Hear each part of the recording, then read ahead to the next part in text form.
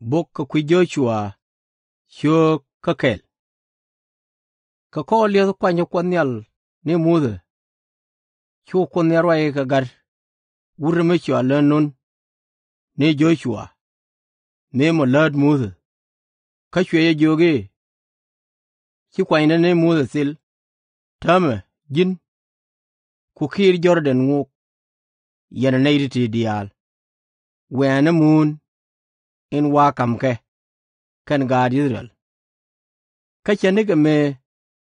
te kame da kone mudhe chemunin biya watin kam yene gen liu ka be kei mun dun los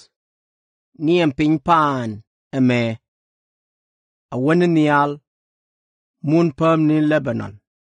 bele kane kiren dit ni Euphrates ka kanchang beloth kareirol GS beben yad na baren bor inte kamwini ka kwanchang jin Joshua tila garan mabiyi luang ka giu runete ka dudia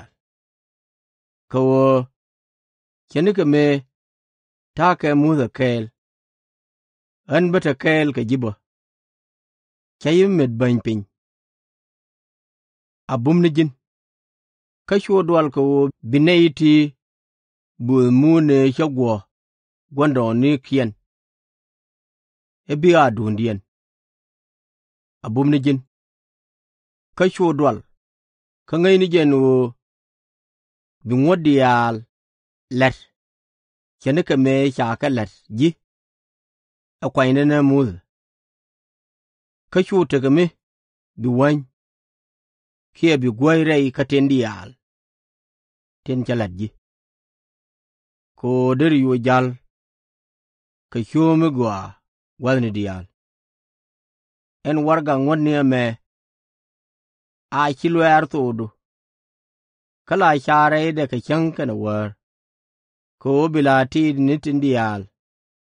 ten chagwar reide ka kuyemo de lar ku chuchuong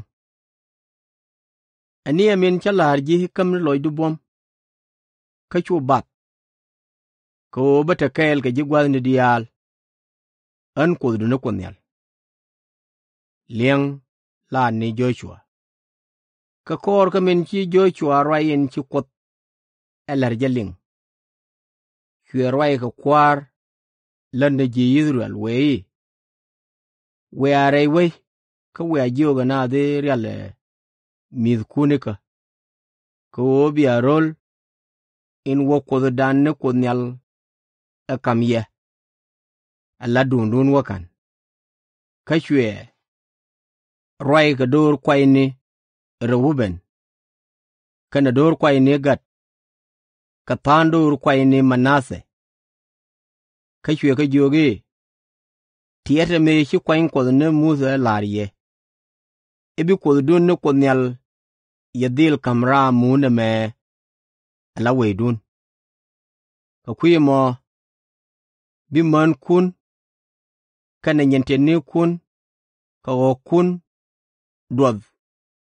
wiye me min chi Musa kam ye kwi Jordan ka binaitin bombom ka ye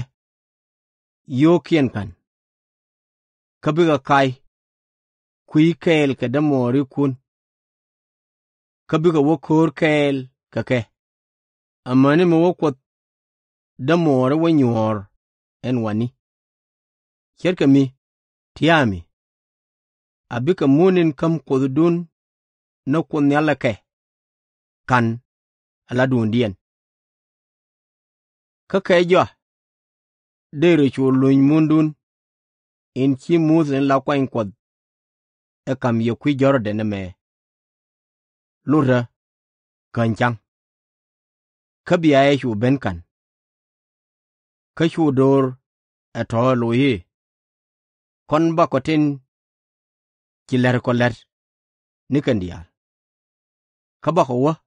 gwal ni dial tin bi ko jakatin kon ba ko tugdu lingba chane ka me cha ko tung mu the ling reiga de dial mitene jantin akodu ne kun ya lo jitin kene ka me ke mu da lo ramin ki ruwai ni ku beling ka ki bilan na min ki larje jan ba na abum na loidu